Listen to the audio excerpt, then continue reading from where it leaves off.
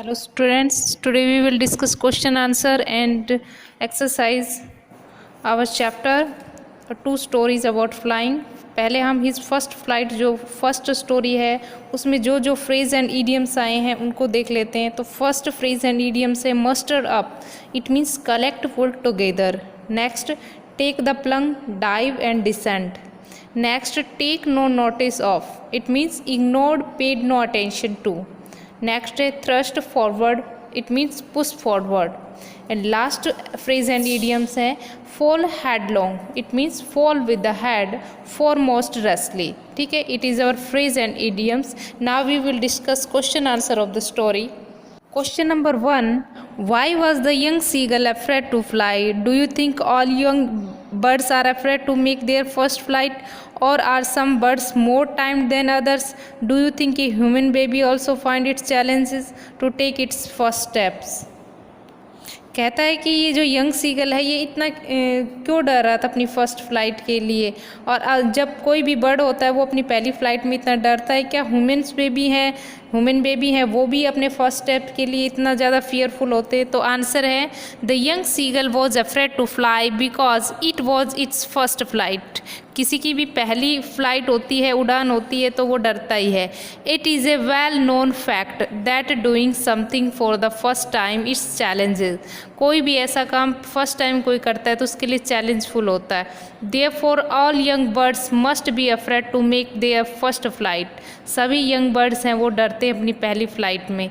Similarly human baby would also find it challenge to take its first step. यहाँ तक कि जो human baby है वो भी इस चीज़ से डरते हैं। क्वेश्चन नंबर 2 है the sight of the food maddened him, what does this suggest?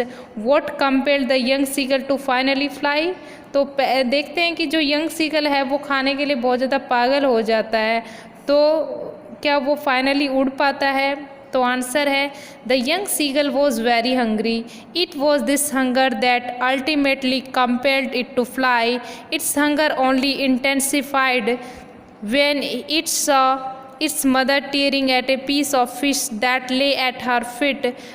It cried to her, begging her to get some food. When its mother came towards it with food in her beak, it screamed with joy and anticipation. Anticipation means happened. However, she stopped midway.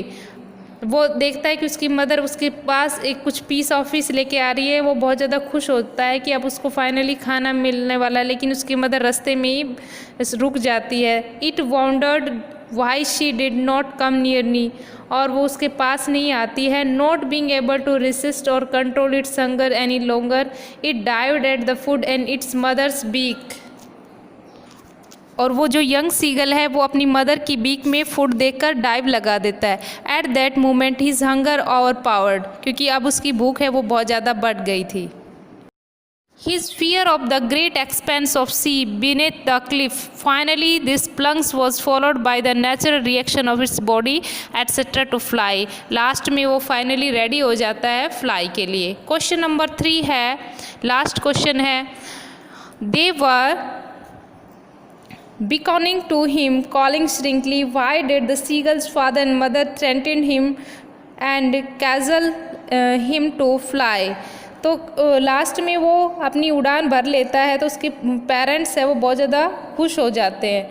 Answer है the young seagull was afraid to the fly. First time young seagull है उड़ने से डरता है। Even when its brother and sister flying and its parents helping and teaching them, it could not gather enough courage to make that first flight. यहाँ तक कि जो उसके ब्रदर्स एंड सिस्टर हैं वो भी बहुत ज़्यादा टीचिंग कर रहे हैं, अपने पेरेंट्स से सीख रहे हैं कि किस तरह से पानी में वो रहते हैं और पानी में अपना फिश पकड़ते हैं।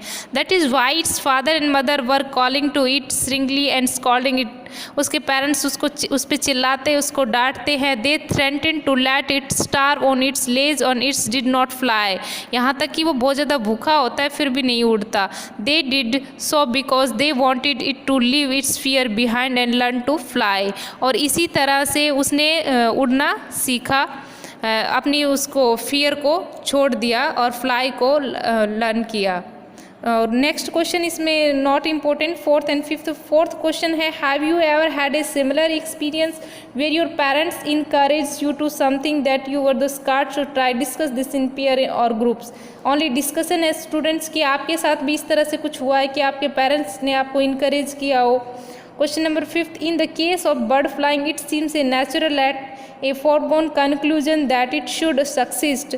In the example, you have given an answer to the previous question. Was your success granted, or was it important for you to try regardless of possibility of failure? ठीक है, ये question 1 to 3 write in your notebook, and idioms and phrase also write in your notebook. In next video we will discuss part second, the black aeroplane. Okay, thank you.